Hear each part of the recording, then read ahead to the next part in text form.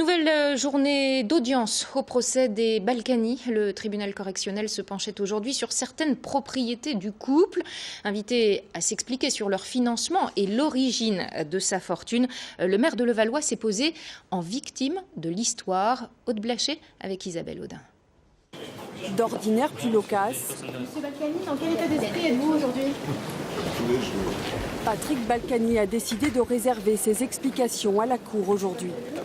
Des explications sur l'acquisition de sa propriété de Giverny et sur la villa Serena de Saint-Martin détenue par des sociétés écrans. Sur un train de vie dont certains Levalloisiens estiment avoir payé les frais. C'est pas parce que la ville est belle, c'est pas parce qu'il y a du sport, c'est pas parce qu'il y a des cultures, c'est pas parce que les gens sont contents qu'un système a le droit de leur faire les poches. Et ça, c'est grave. Nous sommes pour la moralité de la vie publique. Nous disons que les contribuables, bien sûr, doivent être bien servis, mais ne doivent pas être volés. Et dans cette affaire-là, nous pensons qu'ils ont été volés.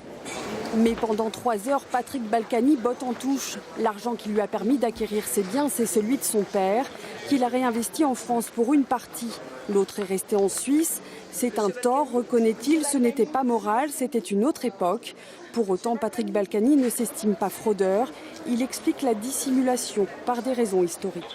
Le fisc et l'État français n'ont pas été spoliés. Et en matière de spoliation, ma communauté sait ce que c'est. J'ai surtout l'impression qu'on fait le procès des Juifs qui ont pris leurs dispositions après la guerre. Un discours qui, dans la salle, a suscité pour le moins de l'étonnement, mais une déclaration pleine d'émotion pour l'avocat d'Isabelle Balkany. Je crois qu'on n'a pas bien compris ce qu'a dit Patrick Balkany. En termes d'émotion, c'est très très dur, c'est très violent. Et alors ça vous fait dire des choses parfois qui peuvent choquer. Patrick Balkany ne veut pas être le bouc émissaire, celui qui paye pour tout le monde. Il encourt jusqu'à 10 ans de prison pour ses faits.